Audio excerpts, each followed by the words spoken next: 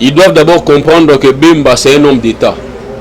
Un homme d'État n'agit pas selon la considération. Un homme d'État agit selon l'intérêt à peuple. Oyo yé azako estimé qu'on diriger le lobby. Bemba étant un homme d'État, a-t-il intérêt en Moka?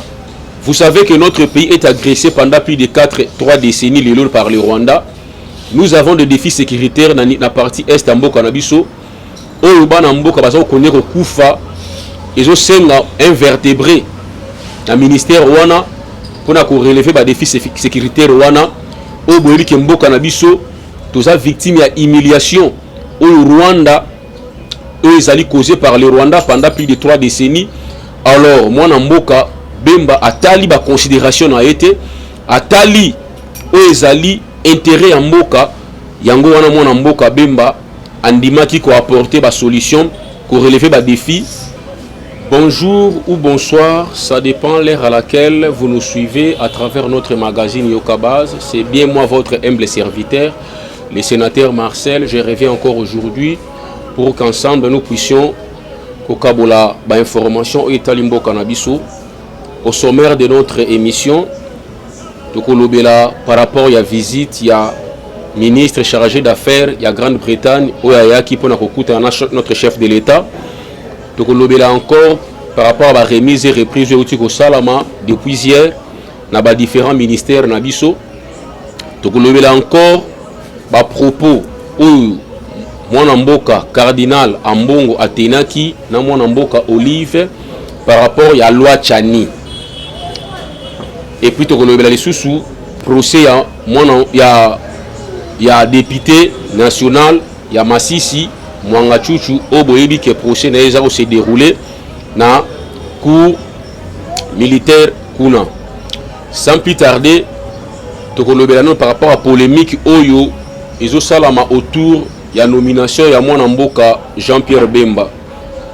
Certains journalistes pro-Katumbi, certains hommes politiques à Congo, notamment Francis Kalombo et les autres, Tolandi Bango, au cours des interviews, qu'on fustigé nomination wana pour dire que Mwanamboka Bemba na niveau naye ne pouvait pas accepter que je la nommé comme VPM ya défense Namboka Nabiso. Alors, chers compatriotes, vous comprendrez que certains journalistes et certains hommes politiques Namboka Nabiso bazako étaler leur ignorance sur la place publique. Ils doivent d'abord comprendre que Bemba c'est un homme d'État. Un homme d'État n'agit pas selon la considération. Un homme d'État agit selon l'intérêt à peuple. Oyo yé azako estimé qu'on diriger le lobby. Bemba étant un homme d'État, a-t-il intérêt en Moka? Vous savez que notre pays est agressé pendant plus de 3 décennies par le Rwanda. Nous avons des défis sécuritaires dans la partie est en Mboka Nabiso. Oyoba na Mboka baza connaître Koufa. Ils ont un vertébré dans le ministère Rwanda pour relever les défis sécuritaires Rwanda. Oboyeli ke Mboka Nabiso, tous les victimes de humiliation au Rwanda, eux ils allaient causer par le Rwanda pendant plus de 3 décennies. Alors, moi Mboka Bemba a tali ba considération a été a tali eux allaient intérêt en Mboka yango wana moi Mboka Bemba andimaki ko apporter ba solution pour relever ba défi na ba pour relever ba défi sécuritaire oyo Mboka Nabiso ils ont fait face. Mais moi je pense que ces journalistes doivent s'informer parce qu'aujourd'hui on a vu des hommes d'État en France comme Laurent Fabius qui est un homme d'État français azalaki premier ministre dans les années 84. Donc, du 17 juillet 1984 au 20 mars 1986, il fut premier ministre dans le gouvernement de François Mitterrand. Il était premier ministre. Tu vois comment on a eu en 1997 avec le président de l'Assemblée nationale de France. Mais le même homme d'État, Laurent Fabius, le 23 mars 2000, avec le ministre de l'économie. Est-ce qu'il faudra dire que Mwanamboka Laurent Fabius a mis quitté ici parce qu'il a assimé des grandes fonctions en France. Il était Premier ministre, il était président de l'Assemblée nationale, mais nous devons nous dire que non, moi Namboka Laurent Fabius a quitté ici parce qu'en demi que c'est la ministre de l'économie na kati ya France. Nous disons non. Tu es comment on a les sous en 2012 à 2016, il avait aussi assumé les fonctions il y a ministre des Affaires étrangères et développement international au niveau de la France. Mais qu'est-ce que ces journalistes, pourquoi ces journalistes étalé ignorance d'abord sur la place publique? Nous avons encore vu Alain Juppé, qui fut aussi Premier ministre de 1995 à 1997, dans le gouvernement de Jacques Chirac. Le même Alain Juppé, il était aussi maire. Il y a Bordeaux, de 2006 à 2019. Allez-y comprendre, Moutouo Assima qui va fonctionner comme Premier ministre, en limite que la maire à Bordeaux. Et c'est une humiliation pour lui. Moi je pense que l'homme politique congolais a ébélé le karaté. Voilà pourquoi tu as certains hommes politiques congolais ont le pouvoir pour le pouvoir. Parce qu'à Monique, occuper de grandes fonctions pour lui, c'est un privilège. Or non, c'est une charge pour la République. Voilà pourquoi les hommes d'État étrangers, français en particulier, ont compris que non, étant un homme d'État, nous sommes appelés à servir notre nation. Peu importe la fonction qu'on occupait. Mais pour eux ici au Congo, si tu avais occupé des fonctions telles que les vice-présidents, le Premier ministre, tu ne peux plus jamais occuper les fonctions intérieures. Voilà la bassesse, il y a hommes politiques congolaises. Voilà les hommes politiques congolais. Voilà la bassesse, il y a des journalistes congolais pro-Katumbu qui du reste ne sont pas informés. Voilà pourquoi ils ont étalé leur ignorance sur la place publique. Moi je pense que Bemba, étant un homme d'État, étant patriote, il avait compris que les revenus, il y a qu'à relever défis sécuritaires, les revenus, il y a aussi sa humiliation. Oyo, Rwanda a causé pendant plus de 3 décennies. Voilà pourquoi il avait accepté. Il y a cause de fonction, il y a ministre de la Défense pour relever ces défis sécuritaires et pour mettre fin à l'humiliation qu'on a subir pendant plus de 3 décennies par le Rwanda. Et que devons-nous dire maintenant à un ancien président de l'Assemblée nationale, à l'occurrence M. Olivier Kamitatou, qui est devenu porteur de mallette? Il y a un président, il y a équipe, il y a football. Que dirons-nous de plus pour lui? Lui qui avait assumé de grandes fonctions dans ces pays, comme président de l'Assemblée nationale Yambo Kanabiso, M. Olivier Kamitatou. Mais aujourd'hui, il est devenu porteur, il y a mallette, il y a Moïse Katumbi. Moi, je pense que nos députés, nos hommes politiques et nos journalistes doivent savoir faire la part des choses dans leur métier. Soit, moi je pense que Bemba a sali soit moko judiciaire, ya kondima nomination au chef de l'État proposé qui est pour l'intérêt supérieur de la nation. Parce que du reste, il est patriote. Contrairement à d'autres politiciens, au Baotala Mingi Intérêt na bango, au Baza en mèche, na bateau, au Baza Rwandais. La population congolaise dans la partie Est, tous ces hommes politiques du reste, ils travaillent en connivence avec les ennemis en Mokanabiso Kagame. Parce que c'est Kagame et les Européens qui sont leurs parrains. Il y a un moni Makamba Est, ils ont préoccupé Bangote. Mais Bambemba, comme étant des nationalistes, comme étant des patriotes, ces problèmes, ils ont préoccupé Bango. Il y a un moni en son temps Bemba, avec aussi Maminduki, pour combattre Mwana Mboka, Mouzé Kabila, ou il y a qui biso Rwandais na kati ya Mboka na biso. Tolobeli sous makambo auto tsholoba awa ya ba remise reprise o euti ko sala malobi na kati mboka na biso tomoni mwana mboka VPM ya intérieur Peter Kazadi a sali remise reprise na mwana mboka Daniel Asero qui était le VPM sortant et salami malamu et puis conscient ya ba charge oyo azanango ya ba responsabilité oyo azu mwana mboka Peter Kazadi a lobby que il sera là pour nous travailler pour l'intérêt Yambo Kanabiso, pour relever des défis il y a des ordres il y a assumer intégrité territoriale, sécurité et intégrité territoriale Yambo Kanabiso, auquel les alliés menacés par Ngune Yambo Kanabiso, qui est le Rwanda. Donc, on peut de l'autre côté, mon Mboka, Jean-Pierre Bemba, à cela qui remise et reprise dans mon Mboka, Kabanda. Mon Mboka, Jean-Pierre Bemba, tant à parole, à l'objet, l'air n'est plus au discours. L'air est venu de travailler pona kolongola soni oyo Rwanda a latisi mboka na biso pendant beaucoup d'années, et ensemble de commun accord pour relever des défis wana. Abi les défis sont énormes, les alliés défis à yemo côté, azo senga implication à tous les Congolais l'ensemble pour relever des défis wana o etelemi liboso ya mboka na biso to mettre fin na barbarie oyo Kagame na Rwanda ba imposer mboka na biso pendant plus de 3 décennies. De l'autre côté, tomoni mwana mboka Vital Kamerhe yepe alobi ke na yoki ba Congolais bazolela dollar kita passe leki, mais seul il ne peut rien.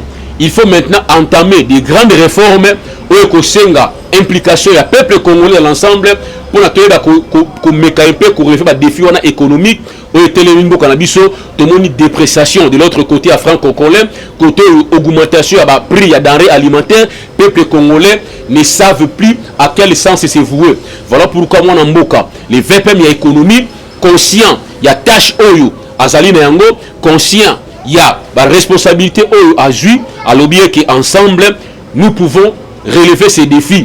À l'objet que Kangaliboumou, après ces exemples, il y a laboureur et ses enfants. À l'objet de l'autre côté, le gouvernement et lui à la tête de ces ministères, il faut pas entamer la réforme sérieuse pour relever les défis. De l'autre côté, à Sengipe, le peuple congolais a accepté moi petite souffrance pour relever les défis, pour mettre fin à la souffrance au peuple congolais, à Zomona, na mboka na ye, na côté ya économie na biso. Concernant les procès Mwanga Chuchu, les procès ils ont continué les mardis mwana mboka les députés nationaux Mwanga Chuchu Edouard aeba koleka lisusu na ba interroga na plaidoirie oyo tomoni ke par rapport ya ba grief au ba retenaki ye par rapport à la détention illégale ya armes. Pour lui il a dit en tant que député national il avait sollicité auprès du ministre de l'Intérieur de l'époque mwana mboka Richard Mouyej le port d'armes oyo ba autorisé qui et puis tout moni ekuju na audience suivante alobaki que santé na ezo permettre parce que santé na ezala qui est un peu préoccupant. Voilà pourquoi ba accorda qui est à bakataki audience wana pour na ezo encore le 4 avril à conseiller parce que ba grief faisait belé ba haute trahison na kati ba utilisation abusive ya ba élément ya FARDC tout consort ba grief ezala ki belé. Mais par rapport à grief au ba retena qui a détention illégale à port d'armes a il faut se défendre devant ba juge na ye instructeur ya dossier. Pour comprendre que moi Nambok le député national Mwanga Chuchu il est le principal auteur ya mafia oyo esalamaka na kati ya mboka na biso. À lui seul il possède 90% ya ba mine congolaise yemoko.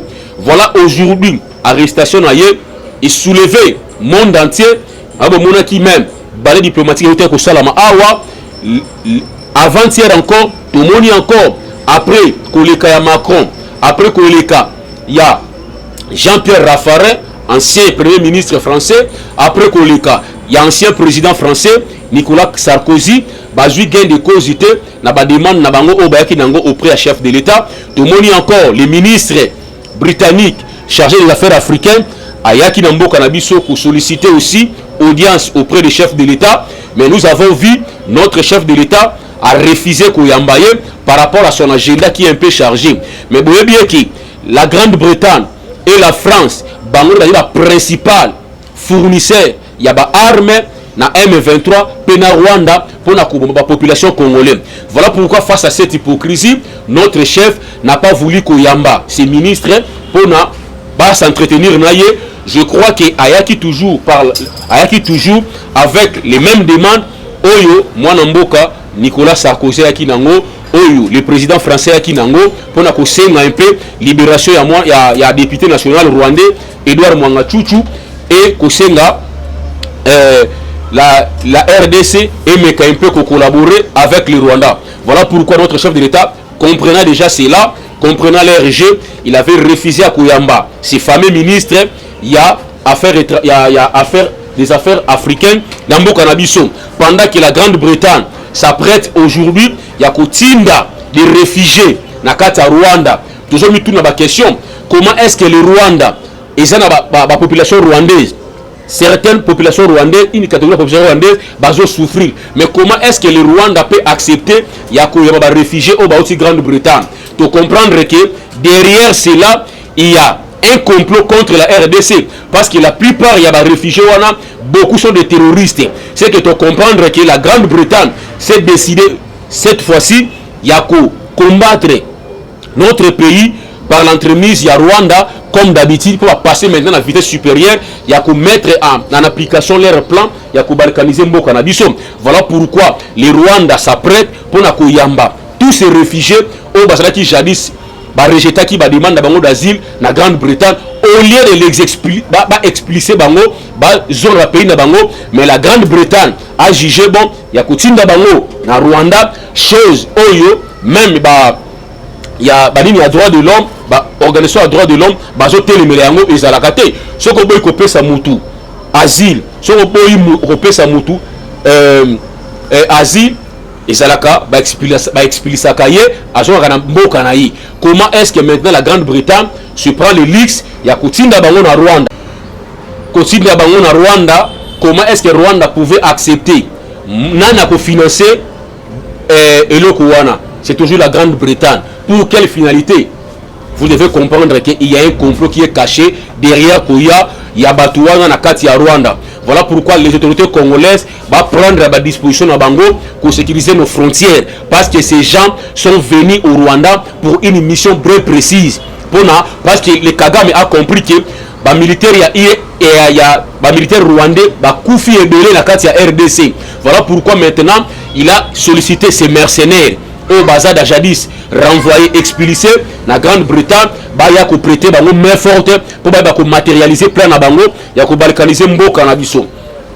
Voilà pourquoi le président, notre président, face à ces complots, a ko tergiverser, a ko refuser catégoriquement ko yamba ses ministres des affaires ministres ya Grande-Bretagne des affaires africaines, président Boy ko yamba face à leur hypocrisie contre notre pays.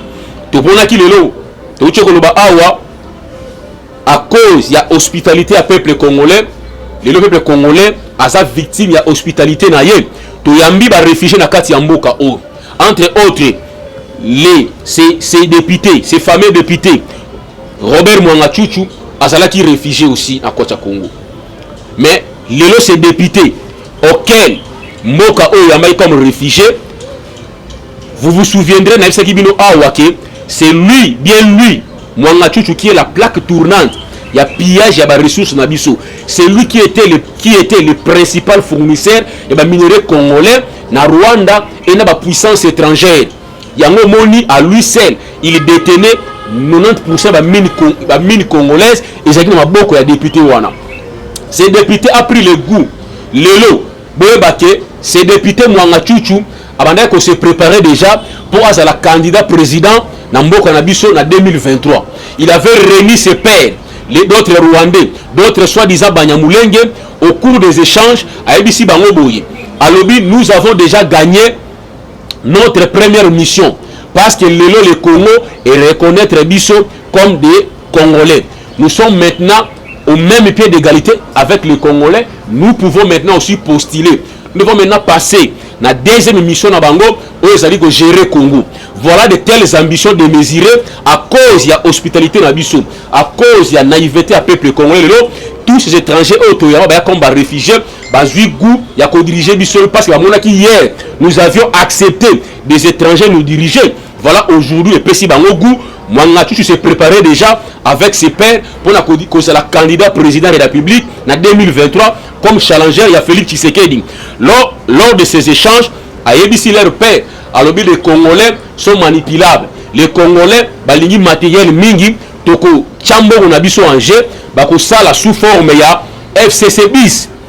Bako sala sous FCC bis, bako somba ba parti en mallette na Congo, oyo ba Congolais balinga rambongo mingi. Bakosoma ba parti politique wana bakosala ba œuvre caritative pour na kopesa bakoyede ba peuple congolais ba œuvre caritative pour na koyede ba peuple congolais au finish na 2023 peuple wana oyo bakosalela ye bakopesa ye mbongo bakopesa ye kolia akovote bango lobi. Voilà de telles ambitions démesurées oyo barwandais oyo toyambi na mboka na biso comme des réfugiés bakomi kozwa bagou ya kodiriger biso. Voilà pourquoi nous avons tout intérêt à verrouiller la fonction à chef de l'État. Voilà pourquoi la loi Tchani est obligatoire que nos députés, nos élus auto-votants va faire passer ces lois. L'autre moni lelo à cause il y a loi wana oyo ba aligné yango na session oyo par le président Mbosso et suscité ba réaction de par le monde. Tout moni ba français ba télémi contre ces lois, tout moni ba ONG américaine ba télémi cette loi, tout moni même na Israël na Kagame ba télémi ces lois. Vous comprendrez que cette loi dérange parce que par rapport à leur complot, balingi complot, balingi que Congo est une poubelle, Congo est un dépotoir, on va imposer biso au président étranger ou du reste ba kozala redevable na ba européen. Voilà pourquoi cette loi dérange. Moi je pense que les députés baza face il y a avenir ya mboka na biso. Comme cette loi est déjà alignée, j'encourage nos députés à voter cette loi et les cas. Je suis un peu dérangé à Komona, Église catholique, par l'entremise, il y a cardinal Ambongo s'opposer contre cette loi. Moi je pense que Ambongo c'est un intellectuel. Pourquoi avoir ça la diversion? Pourquoi avoir ça l'amalgame? Il y a la loi de congolité. Nulle part cette loi fait mention de la congolité.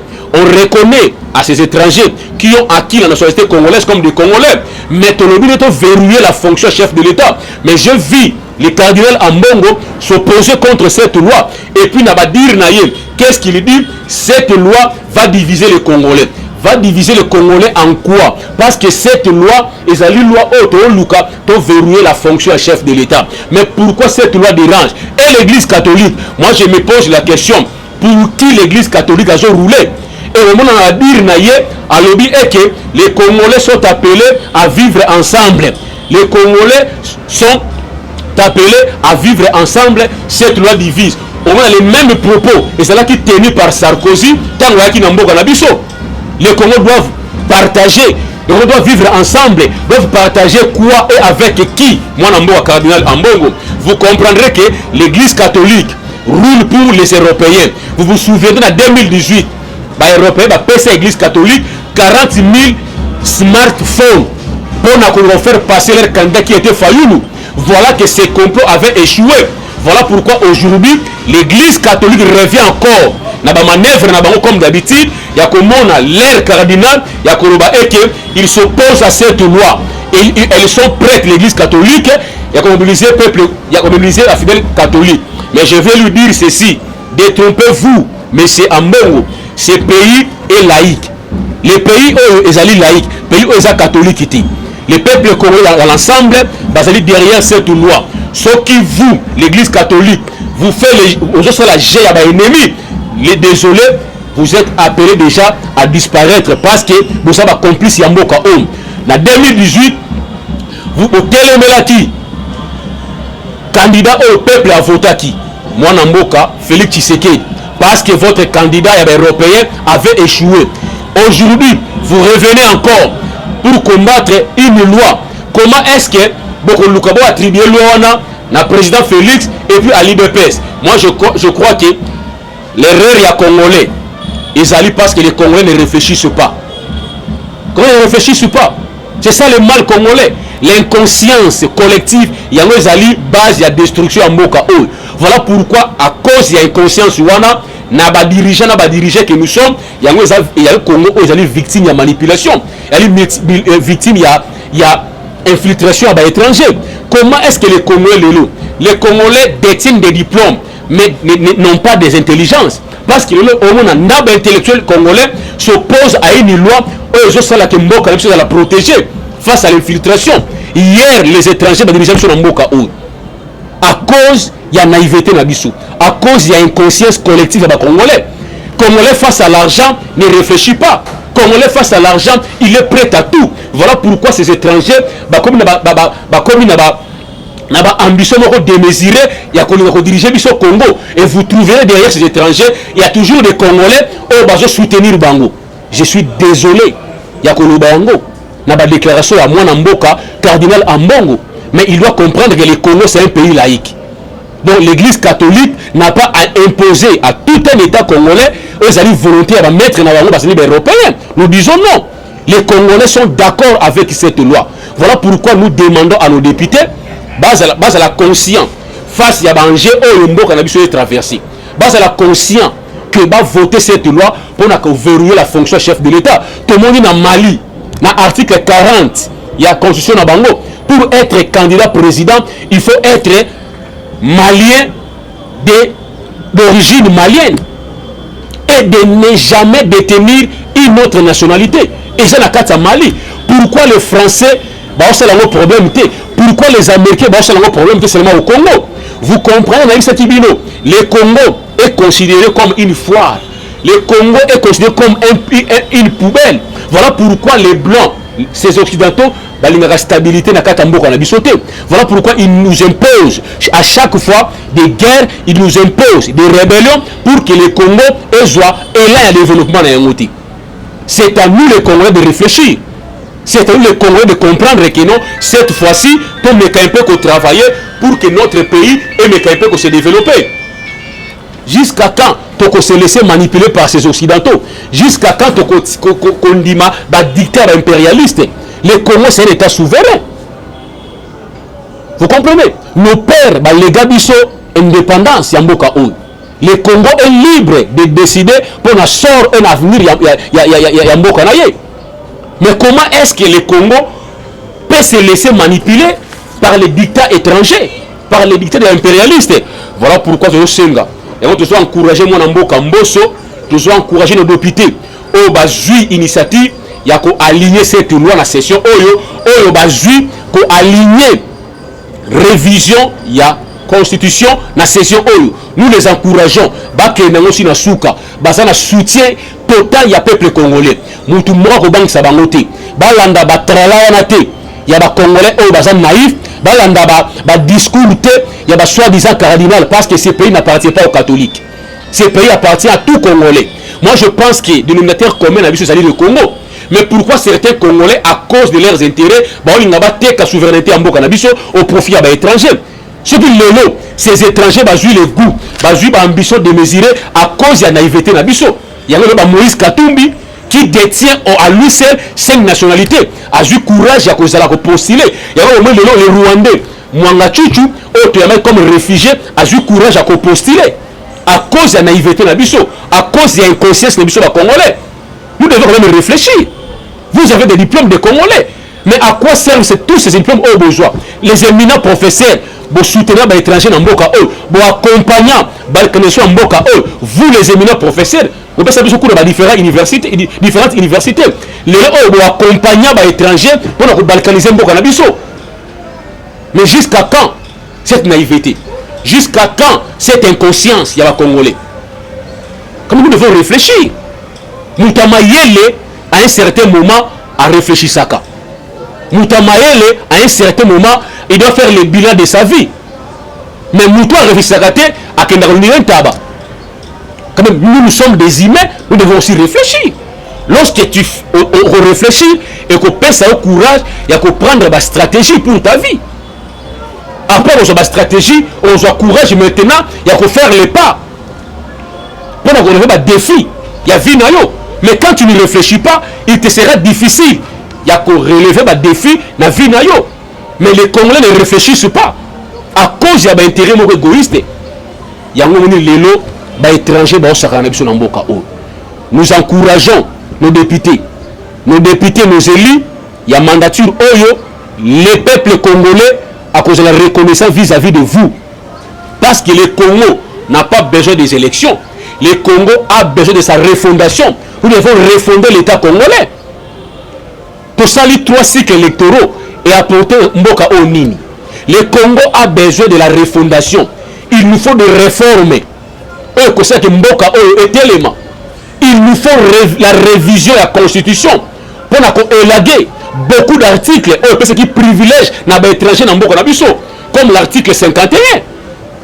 Le Congo, il y a 250 ethnies, 450 tribus. Mais dans 250 ethnies, tout le monde n'a jamais la communauté dans Congo. Mais d'où vient les communautés Banyamulenge? D'où vient cela? Vous devez comprendre que ces gens ont un agenda caché dans notre pays. Dans l'émission précédente, que beaucoup d'entre eux contre les partis politiques. Ils sont dans l'opposition, ils sont dans le pouvoir. Beaucoup d'entre eux, les ministres, ils peuvent fonctionner à l'État. Mais ils ont le même mode opératoire, la même philosophie. Détrompez-vous. C'est lui qui est ministre ITPR aujourd'hui dans le gouvernement. Il fut directeur de cabinet à Roubaroua lorsqu'il était vice-premier ministre, vice-président de ce pays. Azalaki, chef directeur de cabinet, il y a sénateur Moïse Narugabu. Lelo maintenant, il est membre du gouvernement, il y a Union Sacrée. De qui se moque-t-on ces gens? Ils ont le même mode opératoire, la même philosophie pour atteindre leur but, objectif. C'est lui de balkaniser notre pays. Peu importe leur appartenance politique. Je l'ai dit, que le Congo, l'État congolais a se laissé berner par ces gens. Ils ont la même philosophie. Ils ont le même mode opératoire.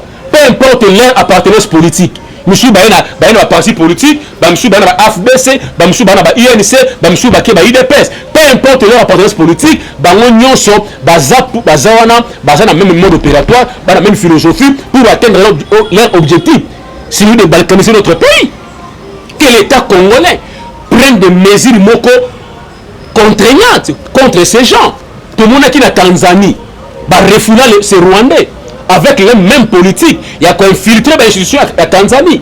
La Tanzanie a joué la loi moko contraignante contre ces gens, a expulsé plus de 200 000 Rwandais.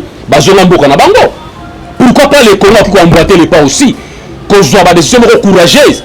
Il y a qu'on réviser cette constitution, il y a qu'on élaguer certains articles. Je pense que c'est un privilège.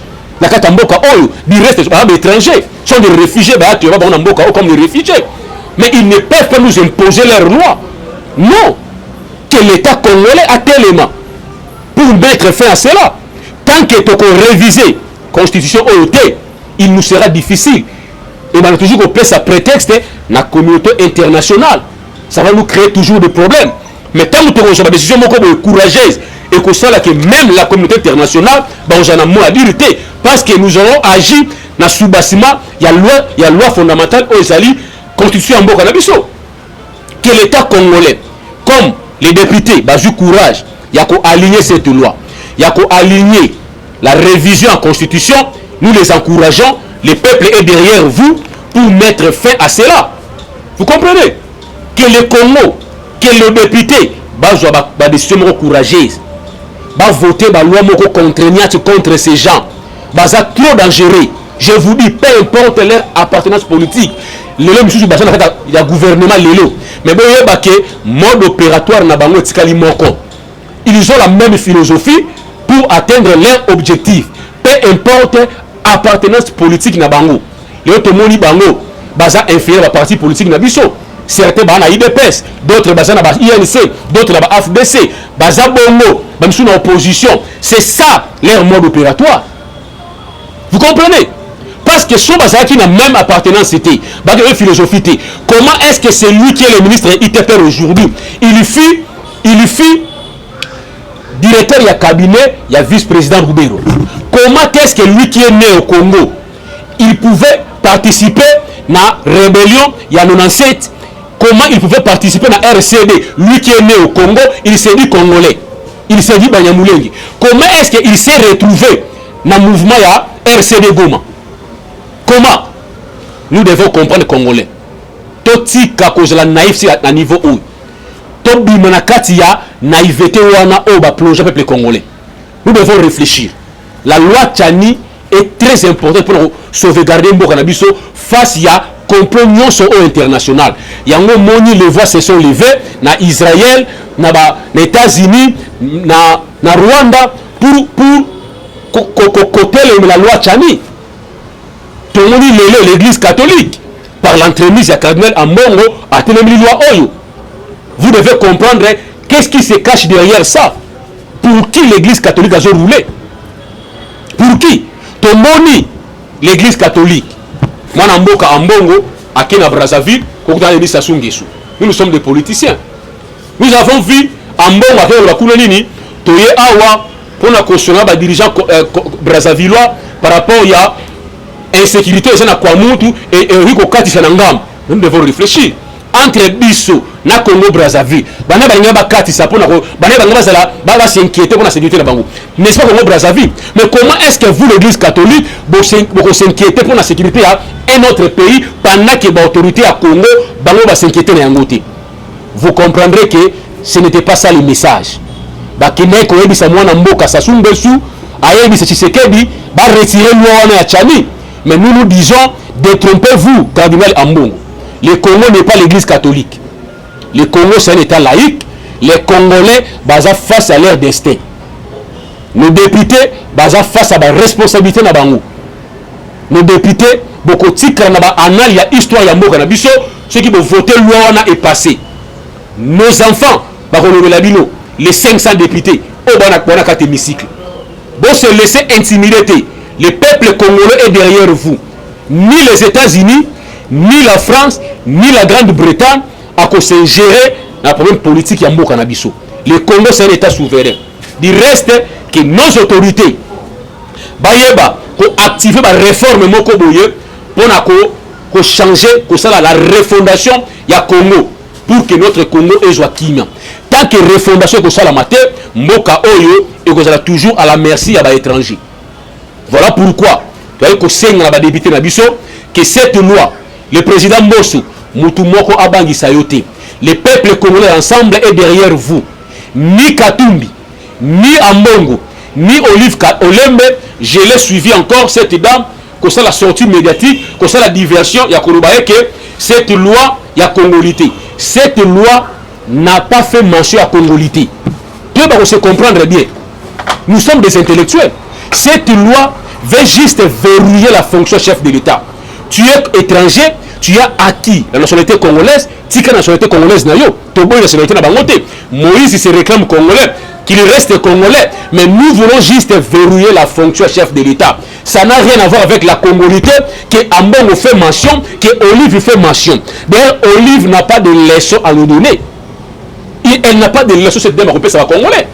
Lorsqu'elle dit que non, les Congolais devaient s'occuper de la loi telle que il y a moins de Botami na Congo, peut-être elle est ignorante cette dame. La loi congolaise prévoit tout cela. Si l'enfant est né au Congo, il est congolais. Peu importe l'origine, il y a notre parent naïe. Elle est distraite par exemple. Peut-être elle est distraite. Ou à la même constitution, la loi a tout prévu cela, Madame Olive Lembe. Du reste, ton mari a géré ce pays pendant 18 ans. C'est lui qui est à la base. Il y a des ordres de haut en Boka. Donc tu n'as pas de leçon à nous donner. Tu n'as qu'à se taire, madame. Vous comprenez? Vous n'avez qu'à vous taire, madame. Avec tout le respect que nous vous devons. Vous devez comprendre que c'est vous, le PPRD, déjà à la base, il y a tous ces déserts dans notre pays. C'est vous qui avez étalé matériel balkanisation en Bokanabiso. C'est vous qui êtes à la base. Il y a infiltration en Bokanabiso par ces étrangers de Mwangachuchu. Oh, là, comme ils ont courage et qu'on va diriger Bisso. C'est vous, les FCC. C'est vous, Madame Olive Lembe, ton mari. Alors, du reste, vous devez apprendre à lire la Constitution avant que ça la sortie médiatique qui m'aura raté, que vous ne maîtrisez même pas la Constitution. Cette loi ne fait jamais mention à congolité. La loi veut juste verrouiller la fonction chef de l'État. Et ce qui doit se faire, c'est ça. Parce que tout Congolais est derrière cette loi. Tout Congolais est derrière nos députés. Pour la réforme, il y a qu'à inscrire cette loi dans la session en mars. Il y a qu'à inscrire la réforme. Il y a révision de la Constitution. Nous devons élaguer beaucoup d'articles. Il y a qu'à droit, privilège dans l'étranger. Comme l'article 51. Moi, je pense que toutes les tribus sont minoritaires. Mais de quelle minorité l'article 51 faisait allusion? C'est de cette communauté Banyamulenge. Na Congo, tu as une communauté na Congo. Nous avons 250 ethnies et 450 tribus. Mais pourquoi ces gens nous veulent toujours nous imposer communauté roux, communauté Banyamulenge, Baouti Wapi, qui dirait sont des étrangers, sont des Rwandais. Voilà pourquoi nous demandons à nos autorités de tergiverser. Cette loi n'appartient pas à Félix Tshisekedi, n'appartient non plus à IDPS, non plus à Mbosso, comme certains prétendent dire. Cette loi est outil na mwana mboka Noël Tchani, qui est congolais. Beaucoup qui ça moutou à réfléchir, il est congolais, il est libre. Et cette loi a été portée par le député national, il y a mwana mboka Pouloulou. Voilà pourquoi le Senga na président Mbosso, moutou moko ko intimider yote. Aucun pays est intimidé, ni les États-Unis. Ces pays n'appartiennent pas aux Américains.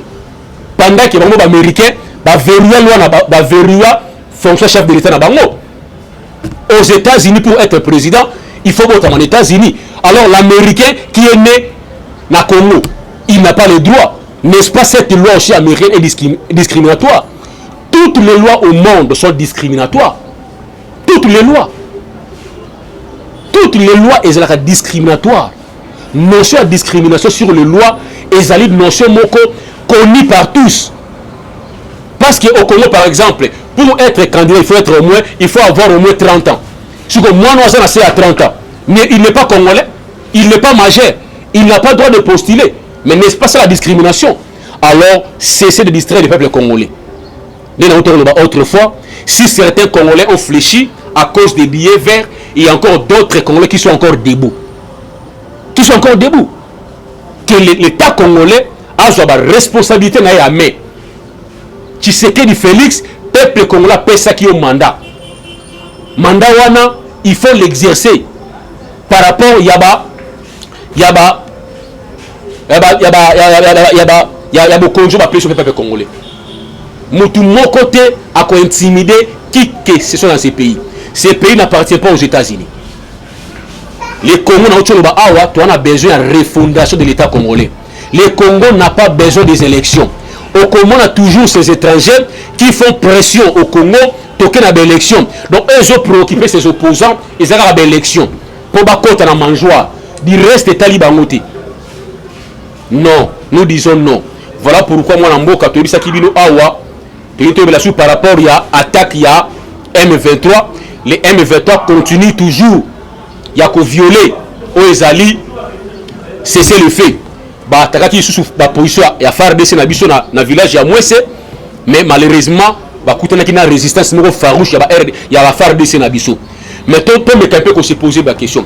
Pourquoi ces mouvements M23, eux, date butoir les années 30, Bazo continue toujours à attaquer la position FARDC. Nana derrière Bango.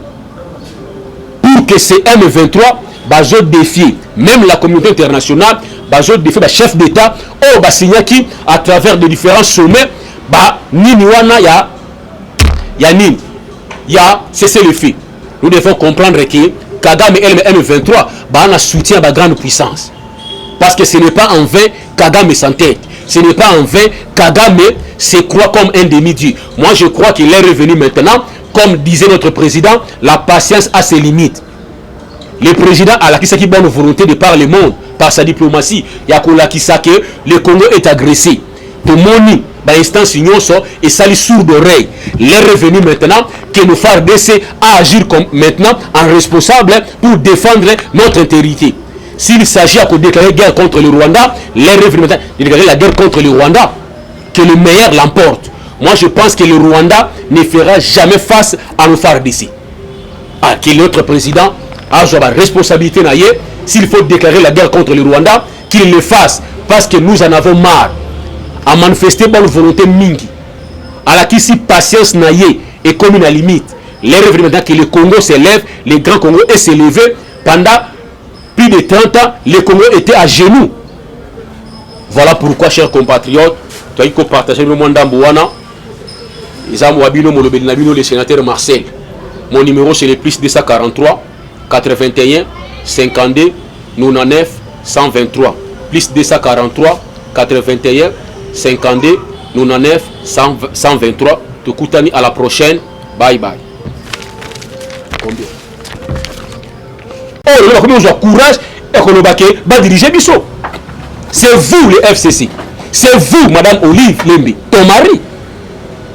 Alors, du reste, vous devez apprendre à lire la Constitution avant que ça la sortie médiatique qui m'aura raté, que vous ne maîtrisez même pas la Constitution. Cette loi ne fait jamais mention à congolité. La loi veut juste verrouiller la fonction chef de l'État. Et ce qui doit se faire, c'est ça. Parce que tout Congolais est derrière cette loi. Tout Congolais est derrière nos députés. Pour la réforme au bandini ko sala, il y a qu'on inscrire cette loi dans la session au mars, il y a qu'on inscrire la réforme, il y a révision à la constitution de la mission. Nous devons élaguer beaucoup d'articles où il y a qu'on paie sa droit, paie privilège dans l'étranger au banambo la mission, comme l'article 51. Moi je pense que toutes les tribus dans la mission sont minoritaires. Mais de quelle minorité l'article 51 faisait allusion? C'est de cette communauté Banyamulenge. Na Congo, tu as la communauté na Congo. Nous avons 250 ethnies et 450 tribus. Mais pourquoi ces gens nous veulent toujours nous imposer communauté roux, communauté Banyamulenge, Baouti Wapi, qui dirait que sont des étrangers, sont des Rwandais. Voilà pourquoi nous demandons à nos autorités de tergiverser. Cette loi n'appartient pas à Félix Tshisekedi, n'appartient non plus à IDPS, non plus à Mbosso, comme certains prétendent dire. Cette loi est outil na mwana mboka Noël Tchani, qui est congolais. Beaucoup qui sa moutou à réfléchir, il est congolais, il est libre. Et cette loi a été portée par le député national, il y a mwana mboka Pouloulou. Voilà pourquoi le autre senga na président Mbosso. Moutou moko ko intimider yote. Aucun pays est intimider yo, ni les États-Unis. Ces pays n'appartiennent pas aux Américains. Pendant que les Américains verrouillent fonction chef de l'État na bango. Aux États-Unis, pour être président, il faut voter aux États-Unis. Alors l'Américain qui est né na Congo, il n'a pas le droit. N'est-ce pas cette loi aussi américaine est discriminatoire? Toutes les lois au monde sont discriminatoires. Toutes les lois. Toutes les lois sont discriminatoires. Notion de discrimination sur les lois est une notion connue par tous. Parce qu'au Congo, par exemple, pour être candidat, il faut avoir au moins 30 ans. Si moi, nous sommes à 30 ans, mais il n'est pas congolais, il n'est pas majeur, il n'a pas le droit de postuler. Mais n'est-ce pas ça la discrimination? Alors, cessez de distraire le peuple congolais. Autrefois, si certains Congolais ont fléchi à cause des billets verts, il y a encore d'autres Congolais qui sont encore debout. Qui sont encore debout. Que l'État congolais a la responsabilité dans la main. Tshisekedi Félix, peuple congolais paie ça qui est au mandat. Mandat wana, il faut l'exercer. Par rapport yaba konjo ba pression peuple congolais. Moutou mon côté a quoi intimider qui que ce soit dans ces pays. Ces pays n'appartiennent pas aux États-Unis.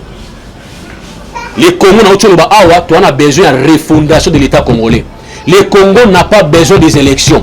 Au Congo, on a toujours ces étrangers qui font pression au Congo pour qu'il y ait des élections. Donc, eux ont préoccupé ses opposants, ils ont des élections. Pour battre dans mangeoire, du reste des talibans. Non, nous disons non. Voilà pourquoi moi, Namboka, tu as dit ça qui vient awa, tu as dit par rapport à l'attaque, il y a M23. Les M23 continuent toujours. Il y a que violer aux Ezali, cesser le fait. Bah, takati sous la position ya FARDC na biso na village ya Mwese, mais malheureusement ba kutana ki na résistance moko farouche ya la FARDC na biso. Mais tout me camper qu'on se poser la question. Pourquoi ces mouvements M23 eux date butoir les années 30 bazo continue toujours quoi attaquer la position FARDC. Nana za derrière bango.